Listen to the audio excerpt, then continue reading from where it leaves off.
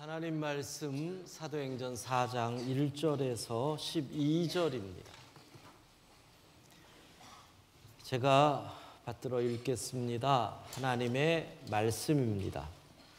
사도들이 백성에게 말할 때에 제사장들과 성전 맡은 자와 사두개인들이 이르러 예수 안에 죽은 자의 부활이 있다고 백성을 가르치고 전함을 싫어하여 그들을 잡음에 날이 이미 저물었으므로 이튿날까지 가두었으나 말씀을 들은 사람 중에 믿는 자가 많으니 남자의 수가 약 5천이나 되었더라.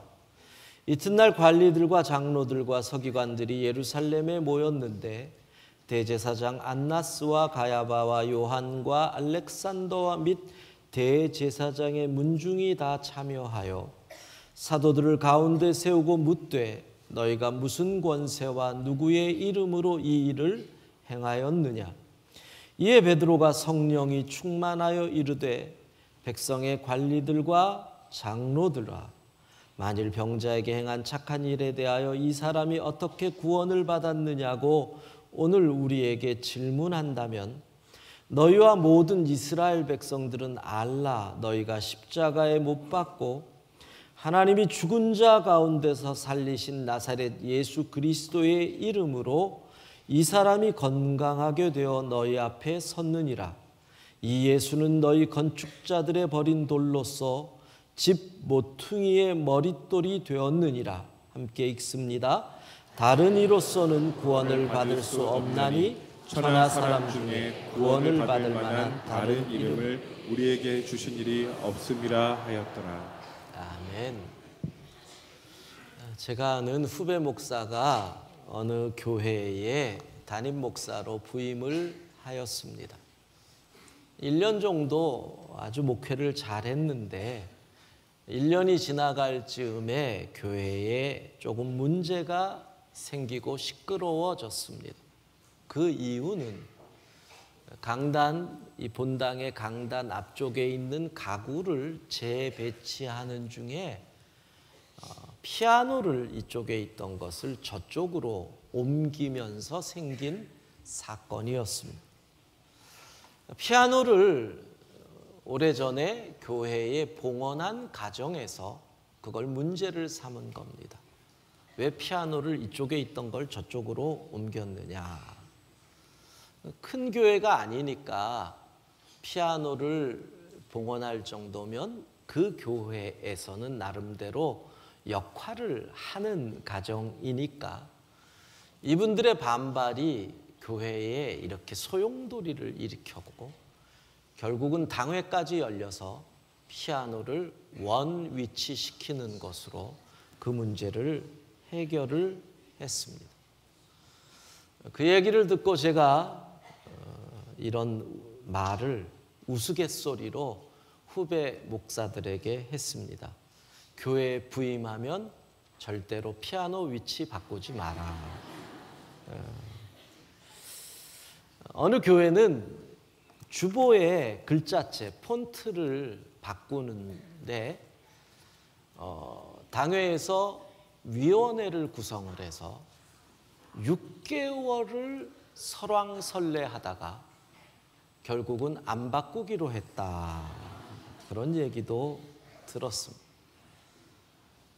그런 얘기를 들을 때마다 여러분은 웃으시고 남의 얘기처럼 생각하지만 결코 이것은 남의 이야기는 아닙니다.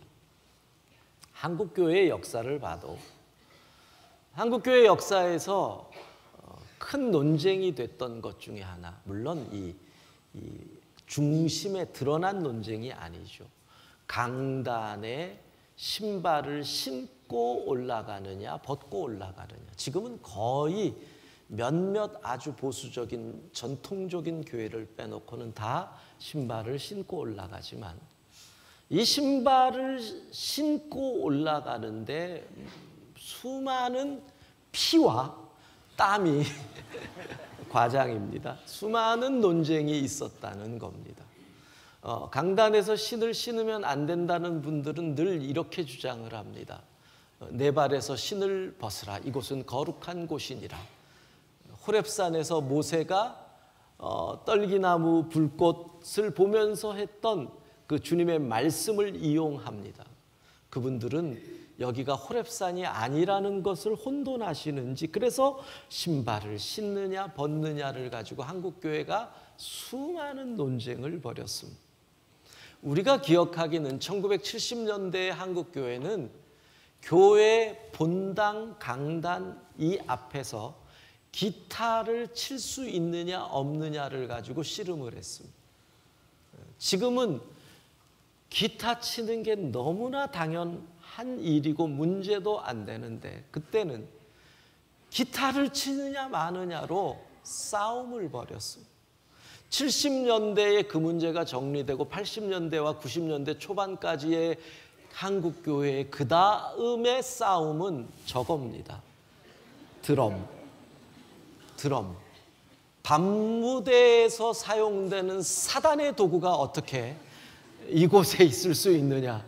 사단의 도구를 지금 저기 붙잡고 있는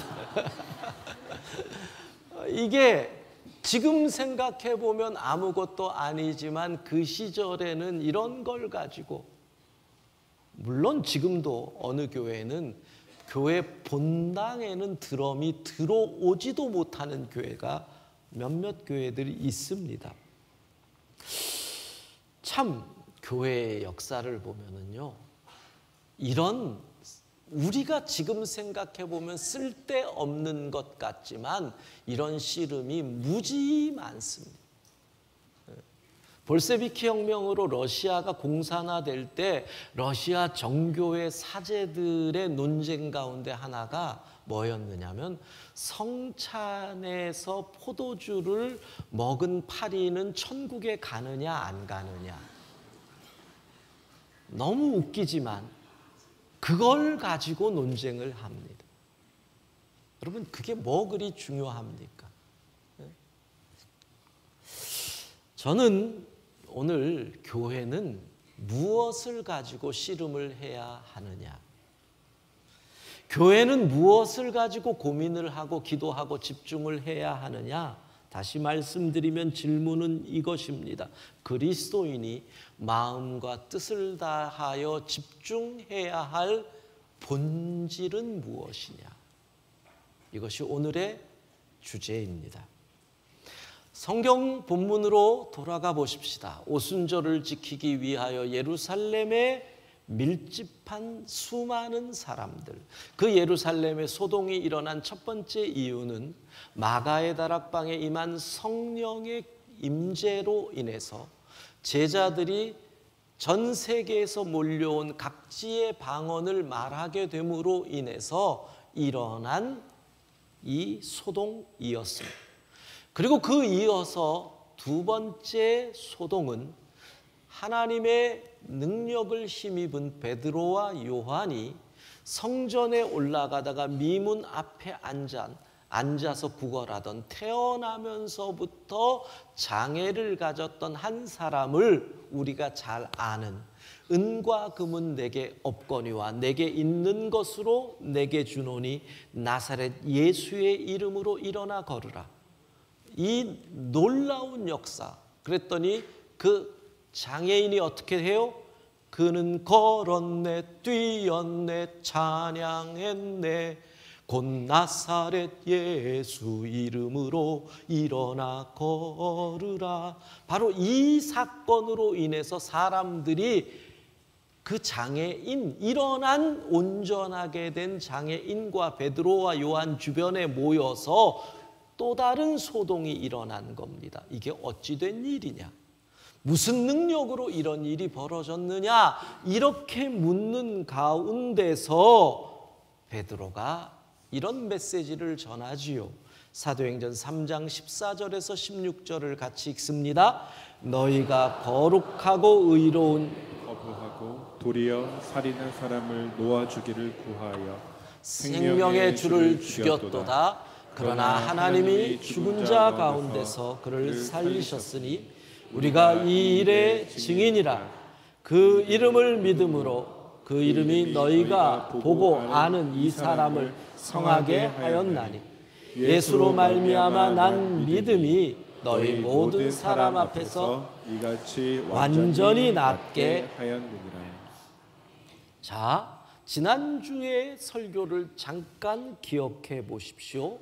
여기서 사도들이 전한 메시지, 예수님이 부활하셨다는 이 메시지가 당대의 종교, 정치 권력을 갖고 있었던 대제사장파 사두개인들의 마음을 거슬렸다. 왜? 그들은 부활이 없다고 믿었기 때문에. 만약에 부활이 사실이라고 증명되는 순간 이제껏 그들이 누려왔던 권력과 그들의 모든 이권이 사라질 위기에 놓였고, 이 사도들의 메시지는 바로 그러한 불씨가 될 가능성이 있었기 때문에 사두개인들이 청문회를 열고 베드로와 요한 사도들을 불러들인 것, 이것이 오늘 우리가 읽은 본문의 배경이 되는 것입니다. 자, 그런데 오늘 우리가 초점을 맞춰야 할 것은 이 청문회 자리에서 질문을 던진 대제사장들의 질문이 마치 우리나라 국회하고 비슷하더라. 본질에서 벗어난 쓸데없는 질문을 하더라는 거예요. 그 질문이 무엇입니까? 사도행전 4장 7절 같이 읽습니다. 사도들을 가운데 세우고 묻되 너희가 무슨 권세와 누구의 이름으로 이 일을 행하였느냐. 무슨 권세로 이 일을 행했니? 여러분, 이거를 요즘 말로 하면 어떤 말이 될까요? 너희 누구 허락받고 이 일을 했니? 이렇게 되는 겁니다. 조금 세게 얘기해 볼까요? 너희 내 영역에서 누구 마음대로 장사를 해? 좀 더 세게 얘기해 볼까요? 내 나와바리에서 니들이 지금 무슨 짓을 해? 이렇게 되는 것. 그러니까 그들의 질문은 마치 희화화시킨다면 어느 개그 프로그램에 나온 말처럼 여기서 이러시는 거 아닙니다. 이 말이 된다는 거죠. 그러니까 밥그릇, 나와바리, 이 질문을, 이 비본질적인 질문을 던지고 있는 겁니다. 그들이 이 땅에 민초를 생각하는 정치 지도자라면 질문이 그렇게 되면 안 됩니다.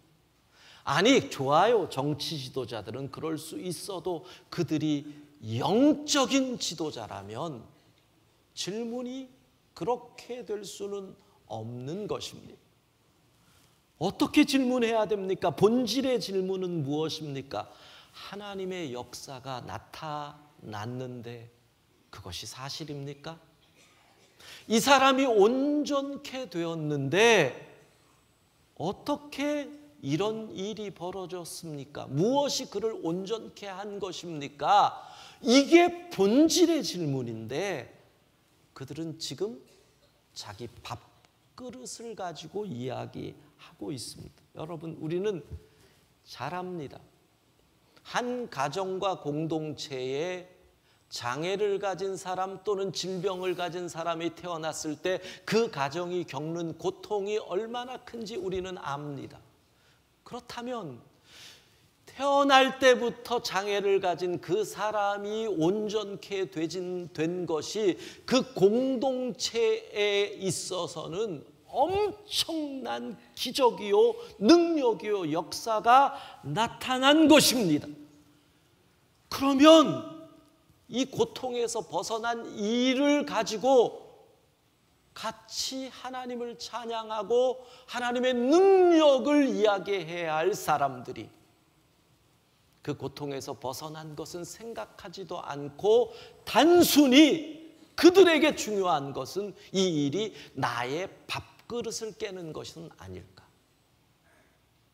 이것이 영적 지도자들이었습니다.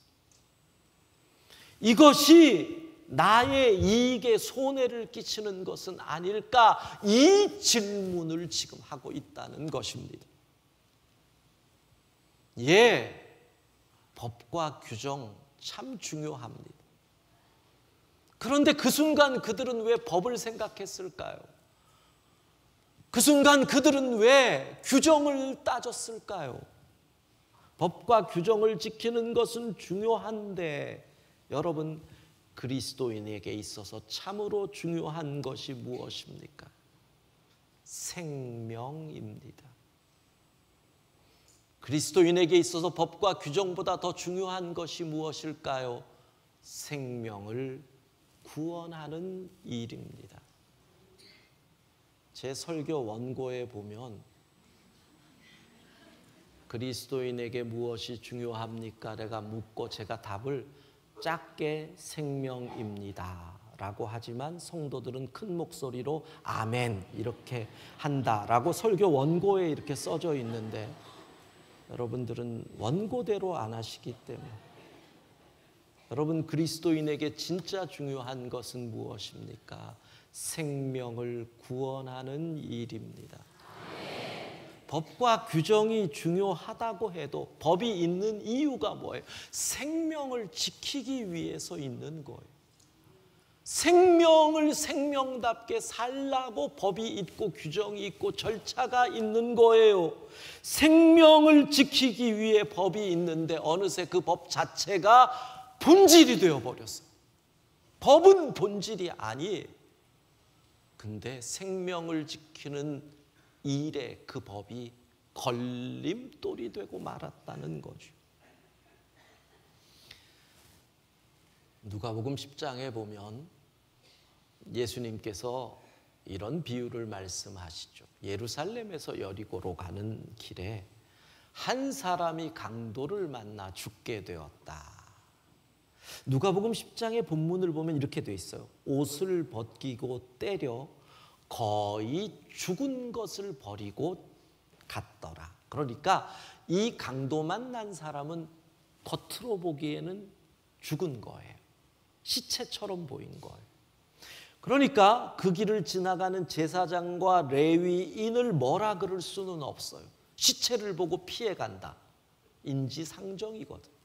누가 시체를 보고 다가갈 사람이 몇 명이나 있겠어요. 특별히 그들은 민수기 10장 11절을 보면 사람의 시체를 만진 자는 이래 동안 부정하리니 7일간 제사장이 시체를 만지면 부정하니까 7일 동안 제사를 집례하지 못해.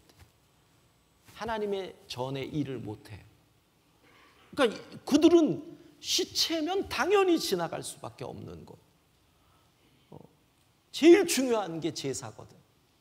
민수기 19장 13절 상반부를 보면 누구든지 죽은 사람의 시체를 만지고 자신을 정결하게 하지 아니하는 자는 여호와의 성막을 더럽힘이라. 제사 집례자로서 민수기의 이 법을 지키는 것이 세상 어느 것보다 중요했어요. 그래서 제사장과 레위인이 시체를 보고 지나간 거예요. 근데 예수님의 뜻은 그 선한 사마리아인의 비유에서 뭐라 그러셨어요? 세상 어떤 법보다도 생명이 중요하다. 제사보다도 생명이 중요하다. 지금 그 얘기를 하시는 거예요. 여러분, 이게 쉬운 일이 아니에요. 제가 예전에 저 금호 어울림 아파트에 살았던 적이 있어요. 근데 금호 어울림에서 주일에 교회를 오는데 주일이니까 이제 걸어왔어요. 오는데 저희 아파트 앞에 삼거리가 있는데 삼거리 저쪽 편에 도로에 사람 한 명이 누워 있는 거예요. 차도에. 이게 뭐야? 그리고 저게 뭐야? 왜 사람이 있어? 그러는데 버스가 이쪽에서 이제 막 좌회전으로 해서 오니까 뛰려고 하는데 다행히 버스가 쓰는 거예요. 그래서 제가 보고 저걸 구해야지. 근데 거리가 있어서 이렇게 막 다가가는데 순간 머릿속으로 이런 생각이 스쳐 지나가는 거예요. 내가 저 사람을 구하는 거 119를 부르고 그러면 119 올 때까지 기다려야 되고 오면 뭐 병원에 이렇게 싣고 하는데 그러다가 예배 시간 늦으면 어떡하지? 이런 생각이 드는 거. 혹시 그 사람이 진짜 죽었으면 내가 이 사람을 끄는 순간 경찰이 와가지고 나한테 뭘 조사를 한다고 뭐 이러면 예배 시간 늦으면 어떡하지? 그러니까 가는 발걸음이 막 이렇게 가다가 늦어지는 거예요. 제사장 레위인 뭐라 그럴 게 아니더라고요. 근데 얼마나 감사한지 버스에서 사람들이 내려가지고 그 사람을 이렇게 술 취해서 쓰러져 있는 사람이더라고. 끌어가니까 저분들 아니었으면 내가 제사장 레위인 선한 사마리아인 주인공 될 뻔했네. 여러분, 그를 뭐라 그럴 게 아니에요. 누구나 그럴 수 있다는 거예요. 근데 중요한 것은 예수님의 뜻은 어느 법을 지키는 것보다 생명 구원이 우선이라는 것. 이 누가복음의 말씀은 이렇게 시작이 돼요. 율법 교사가 예수님에게 이런 질문을 해요. 선생님, 내가 무엇을 하여야 영생을 얻으리이까? 영생? 그러니까 예수님이 거기에서 선한 사마리아인의 비유를 쫙 얘기하시다가 마지막에 이렇게 말씀하셔요. 37절에 가서 너도 이와 같이 하라. 영생을 얻으려면 법보다 생명이다, 그 얘기하시는 거예요. 선한 사마리아인처럼 생명을 살려라, 이 얘기예요. 그러면 제가 비약을 합니다. 비약을 하면 이 가르침은 처음과 끝을 연결시키면 이렇게 되는 거예요.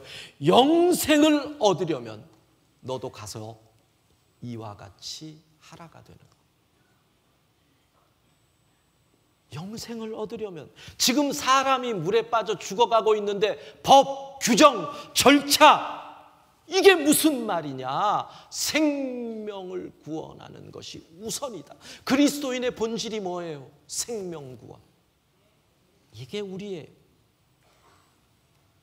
그러니까 그것을 알고 있는 베드로는 비본질적인 질문, 밥그릇 질문하는 그들에게 질문을 바꿔버리죠. 사도행전 4장 9절 같이 읽습니다. 만일 병자에게 행한 착한 일에 대한 이 사람이 어떻게 구원을 받았느냐고 오늘 우리에게 질문하는. 여러분, 비본질적인 질문을 본질적인 질문으로 바꿔버리는 베드로 대단하지 않습니까? 베드로의 얘기는 뭐예요? 야, 뭐 쓸데없는 소리 하냐? 니들이 배웠다면서, 니들이 영적 지도자라면서, 그러면 지금 우리가 할 얘기는 생명을 어떻게 구원했느냐, 이 얘기를 해야지 기껏 자격증 갖고 얘기해? 니들이 지금 정신이 있는 거야? 너희의 관심이 어디에 있는 거야? 밥그릇에 관심을 두고 있니? 베드로는 지금 그 얘기를 하는 거예요. 여러분, 우리 그리스도인들의 본질적인 질문이 뭐예요? 어떻게 저 생명을 구원할 수 있습니까? 어떻게 저 생명을 구원할 수 있습니까? 우리는요, 돈을 쓰더라도 이 돈으로 어떻게 하나님의 사랑을 전할 수 있습니까를 고민해야 되는 것이 그리스도인이에요. 이게 본질에 사로잡힌 그리스도인의 삶이라는 거예요. 요즘 경제가 어려우니까 교회들마다 교회 재정들도 많이 어려워요. 그래서 교회들마다 절약, 아끼자. 이게 트렌드처럼, 돈을 절약해야죠. 함부로 쓰면 안 되죠. 그런데 우리의 질문은 이거예요. 그 돈을 절약해서 어떻게 생명 구원을 위하여 쓸까? 왜? 이게 교회의 존재 이유거든. 이 돈을 절약해서 모으고 어떻게 투자하고가 아니에요. 우리는 이 돈을 아껴서 쓸데없는 일에 안 쓰고 어떻게 그렇게 예수 복음 전하는 일에 쓸까? 이것이 본질이라는 것. 제가 2주 전에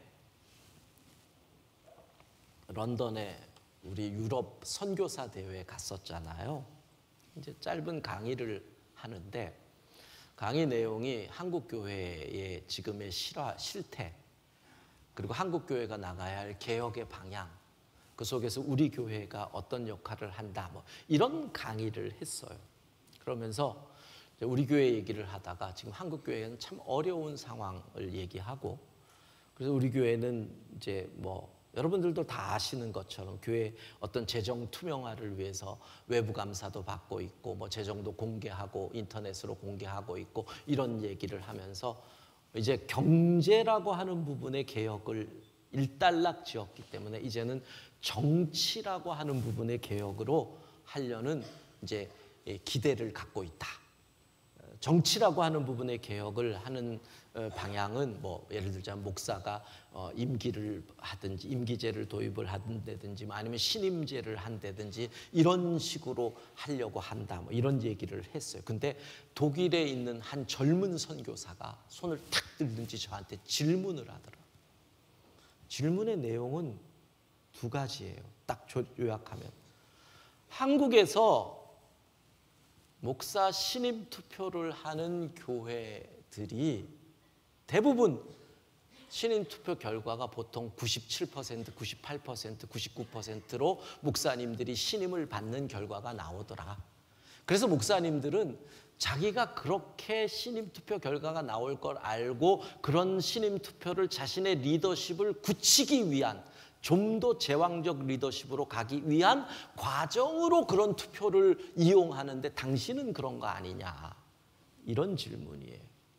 그리고 두 번째 질문은 뭐냐면 이미 유럽에 있는 많은 교회들은 30년 전, 30년 전부터 그런 신임 투표를 해왔는데 그것이 지금 상황에선 유럽의 교회들에게 플러스보다는 마이너스가 많은데 굳이 한국에서 안 하던 교회가 그걸 할 필요가 있느냐, 이 두 가지 질문을 한 거예요. 제가 우선은 이거를 신임 투표나 이런 개혁을 그런 시각으로 볼 수도 있구나 하는 것에서 제가 놀랐어요. 이게 목사의 리더십 굳히기로 볼 수 있구나. 전혀 생각을 못했던 부분이거든요. 그래서 제가 이렇게 대답을 했어요. 첫 번째, 지금 한국 교회의 상황은 10년, 20년 전 선교사님들이 선교지에 나올 때하고 완전히 상황이 다릅니다. 한국 교회는 혹독한 현실 가운데 있습니다. 전도가 안 됩니다. 교회 이야기를 하면 사람들이 귀를 닫습니다. 교회 가자 그러면 니들이나 잘해, 이렇게 됐습니다. 제 표현으로 하면 예전에는 십자가를 꽂으면 사람들이 몰려왔는데 최근에는 십자가를 꽂으면 사람들이 도망가요. 지금은 십자가를 꽂지도 못하게 해요. 이게 한국교회의 상황이에요. 그러니까 당신들이 생각하는 만큼 한국교회의 현실이 그렇게 쉽지 않은 것을 인식하십시오. 두 번째, 우리 교회 그렇게 만만한 교회 아닙니다. 제가 투표했을 때 90% 천만에요. 이분들이 보통 분들인 줄 아세요? 제가 그래서 저는 60%만 넘게 나와도 감사할 겁니다. 90%를 생각해서 이런 거 생각도 해본 적이 없어요. 물론 인간이니까 퍼센트가 낮으면 기분은 안 좋겠죠. 우리 이근영 목사님이 부산 소정교회에서 위임 투표를 했어요. 405명이 투표를 했는데 395표 찬성. 그러니까 98%인 거예요. 요즘 1년 지나서 위임 투표하는데 그 정도 나오는 게 없거든요. 그러니까 진짜 신임을 받은 거예요. 그래서 7명이 반대를 했대요. 그래서 제가 이 목사님이 나한테 그러길래 목사는 사람은 이상하게 그 7명에게 관심이 간다. 당신 그 7명을 잊어버리고 목회를 해라. 괜히 그놈들이 누굴까, 누가 나를, 이런 생각하지 마라. 제가 뭐 그런 얘기를 했어요. 반대자 많으면 기분 나쁘겠죠. 그러나 왜 그러는 줄 아느냐? 제가 그랬어요. 이렇게라도 해야 예수 복음을 전하기가 더 쉬워지기 때문이에요. 여러분, 다른 이유 없어요. 여러분들이 전도하는데, 우리 교회 얘기하는데 사람들이 교회가 다 똑같이 순 도둑놈들 그럴 때 우리 교회는 이러한 교회입니다. 그러면 우리의 본질인 예수 복음을 전하는 일이 쉬울 거 아니에요. 그 이유밖에 없어요. 제도는 다 비본질이에요. 본질을 제대로 전하기 위해서 이 비본질을 우리가 이용하는 거예요. 시대가 바뀌면 이 비본질을 다르게 바꾸면 되는 거예요. 여기에 이게 진리가 아닌 거예요. 비본질이 진리가 아닌 거예요. 예수 복음, 예수 생명, 예수 사랑 전하기 위해서 이 시대에 이게 필요하니까 이런 방법을 쓰자. 그런데 교인들이 신임을 안 하면 나는 떠나면 되는 거고, 그게 뭐가 문제가 되는? 그렇게 가는 거지. 그러다가 시대가 바뀌면 또 이건 바꾸면 되는 거지. 제가 그랬어요. 예수 복음이라고 하는 이것을 성도들이 잘 전할 수 있다면 우리는 얼마든지 이렇게 해도 된다라는. 여러분, 생명을 살리는 본질에 충실한 교회 되기를 소망합니다. 제가 설교를 준비하다가 이런 상상을 했어요. 자, 우리 교회가 본질에 충실한 교회가 되면 어떤 일이 벌어질까? 이거 잘 들어보세요. 본질에 충실한 교회가 되면 기적이 나타나요. 안진뱅이가 일어나는 것과 같은 기적은, 놀라운 생명이 온전해지는 기적은 교회가 본질, 예수 생명, 예수 사랑, 예수 복음에 충실할 때 일어날 줄로 믿습니다. 그러면 사람들이 몰려오잖아요. 사람들이 몰려올 때 그때 이런 본질에 충실한, 본질을 뛰어넘는 질문들이 우리에게 던져져요. 어떤 질문이 나올지 제가 상상해 봤어요. 기적이 일어나서 이 태어날 때부터 장애를 가진 사람이 온전해졌습니다. 그런데 이 사람이 할 수 있는 일은 배운 것도 없습니다. 기술도 없습니다. 이 가족은 구걸로 살았습니다. 근데 이제 이 사람이 온전해졌는데 이 사람은 뭘로 먹고 살 겁니까? 그걸 누가 책임집니까? 이 질문이 나와야 한다는 거예요. 그렇죠. 그때 교회는 세상을 향하여 이렇게 대답을 하는 겁니다. 우리 교회가 이 일을 감당하겠습니다. 주께서 우리에게 주신 은혜로 이 일을 감당하겠습니다. 구청의 사회복지과와 손잡고, 지역사회와 손잡고 함께 이 사람을 세워갈 것입니다. 여러분, 그게 뭐예요? 본질에 충실한 교회가 세워질 때 그 지역사회에 생명의 역사가 새롭게 일어나는 온전함이, 아름다움이 이루어질 줄로 믿습니다. 이것을 꿈꿉니다. 이것을 바라보는 겁니다. 사랑하는 성도 여러분, 본질은 생명입니다. 사람이 물에 빠져 죽어가는데 규정, 법, 절차, 그거 이야기할 거 아닙니다. 우리의 집중할 것은, 기도할 것은 어떻게 하면 이 땅이 생명을 귀히 여기는 곳이 될 수 있을까? 어떻게 하면 예수 그리스도의 사랑이 이 땅에서 본질이 될 수 있을까? 어떻게 하면 서로를 죽여야 하는 정글과 같은 이 땅이 서로를 위해 희생하는 예수의 정신으로 충만한 아름다운 곳으로 변화될 수 있을까? 여기에 집중하십시다. 그리고 그 예수 생명, 예수 사랑, 예수 복음, 그 본질을 위하여 뛰십시다. 하나님의 나라가 이루어질 줄로 믿습니다.